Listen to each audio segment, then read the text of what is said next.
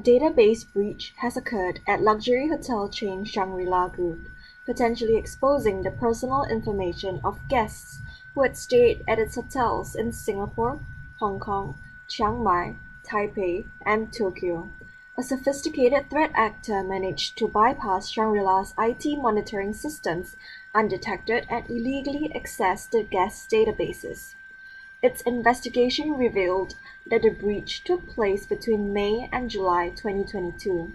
It was around that time that Asia's top security summit Shangri-La Dialogue returned to Singapore after a 2-year pandemic hiatus. The hotel group assured guests that there is currently no evidence that guests' personal data has been released by third parties or misused. As a precaution, however, it is offering affected guests a 1-year complimentary identity monitoring service provided by Experian, a third-party cybersecurity service provider, in destinations where local regulation permits. Human espionage, cyber-espionage, and China's covert disinformation operations in recent times are a 600-pound gorilla in the room of external counterintelligence threats, according to a Senate report on a growing problem of adversary espionage. The report, heavily redacted by the Senate Select Committee on Intelligence, warns that the U.S. government's Central Counterintelligence Agency and other components are ill-equipped and poorly organized to counter growing foreign espionage threats. The report was published late last month and focuses largely on the National Counterintelligence and Security Center, NCSC, a relatively new agency set up to be the primary policy-making center for counterintelligence units. The center is part of the Office of the Director of National Intelligence. The report identifies several ways China, in particular, is collecting secrets and information in the United States.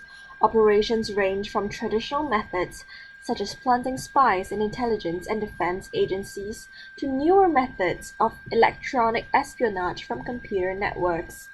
China's spies also target agencies not involved in national security, private sector companies, and academia.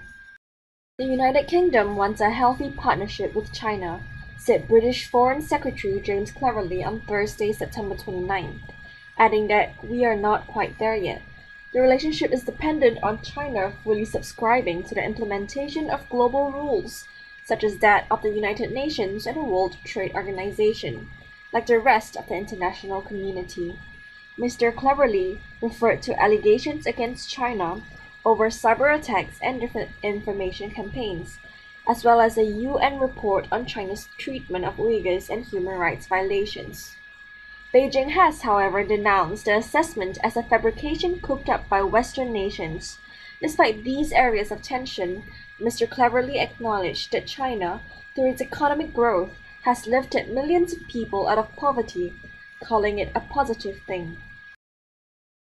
A high-level security meeting in Pakistan on Wednesday approved the formation of a high-powered committee to probe the embarrassing audio leaks from the Prime Minister's office that have triggered a controversy and demands for Prime Minister Shehbaz Sharif's resignation. A slew of audio recordings featuring confidential conversations of the Prime Minister with high government officials surfaced on social media last week, raising questions about the security of the highest office of the country. The meeting's participants were informed that emergency measures were being taken to ensure the security of the Prime Minister's house and other important places, buildings, and ministries to avoid any such situation in the future. The participants also agreed to review the safety and security of government communications, keeping in mind the current changing environment of modern technology and cyberspace to ensure security and security systems are not breached.